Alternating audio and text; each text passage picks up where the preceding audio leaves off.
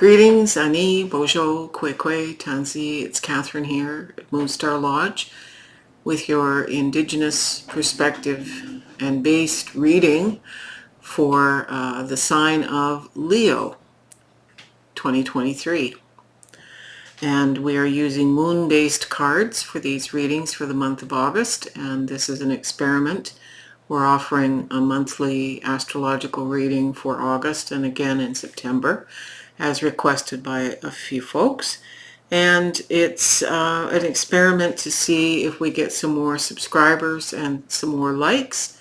If this is something that you do like, please click the thumbs up and subscribe, because if it doesn't increase our subscription base, then it's not a lot of value. That speaks to me that people aren't interested. But in the meantime, let's get on to our experiment for Leo. Go to the cards, please.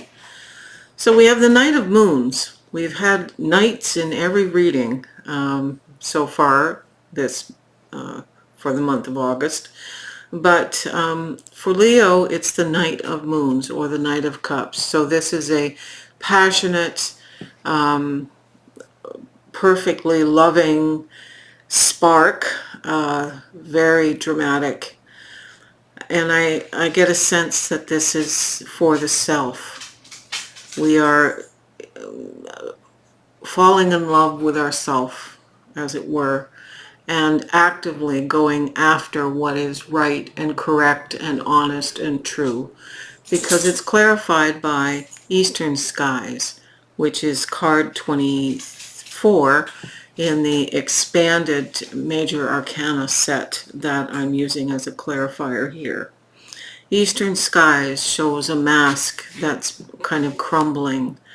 We all have masks, and this is saying to love yourself fiercely, like a knight is fierce. Love yourself enough to examine the whys. Why do you have that mask? Is it guilt? Is it shame? Is it feelings of inferiority, low self-esteem, being blamed for something? Whatever the reasons are, it's time to use the knight's sword and eradicate the need for the mask.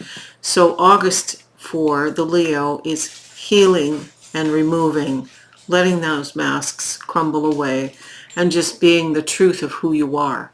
Because that's what knights, another attribute of all knight cards, is they fiercely defend the truth.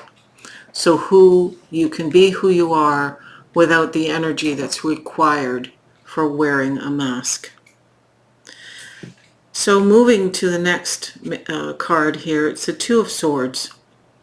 And the Two of Swords is very much, again, an introspective card. The introspection is about finding the balance. The crossed swords are a reflection, historically, of two knights who have been at war, who come together. They cross their swords in a sign of camaraderie and peace. This is the point. It's peace, balance, and stability.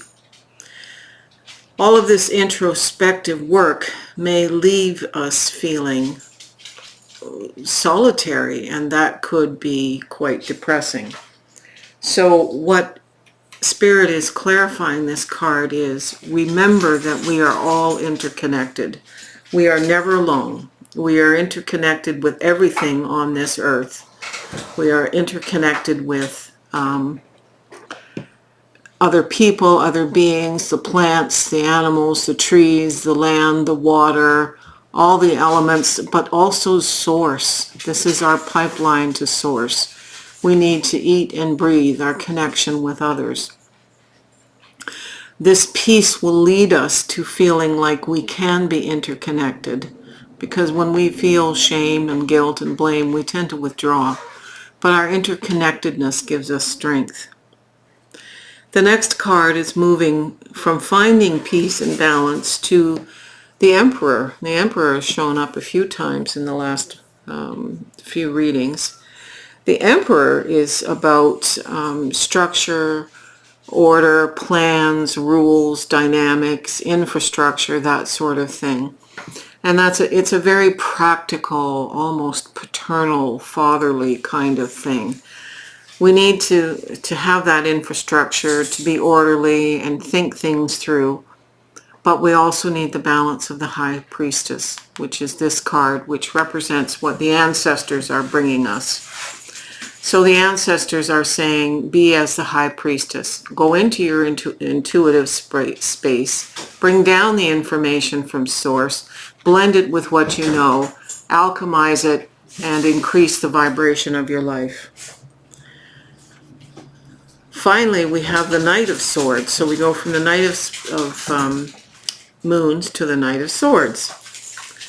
And the Knight of Swords is always there, that part of us or someone external to us who wants to know it's a defense of the right to communicate.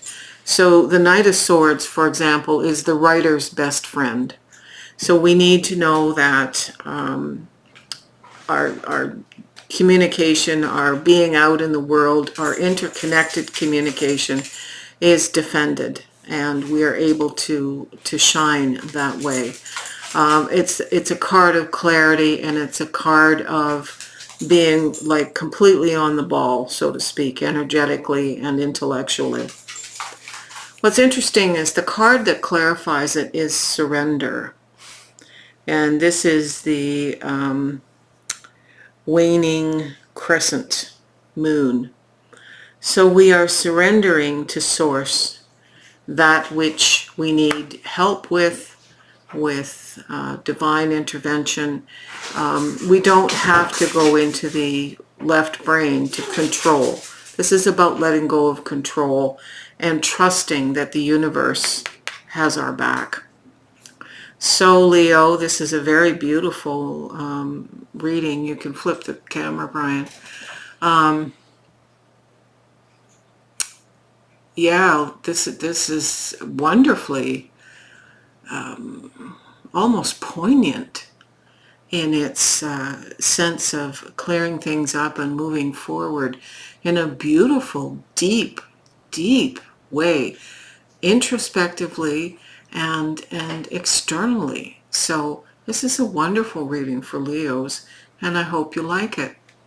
Anyway, give us a thumbs up if you did like this reading, and subscribe. That helps us.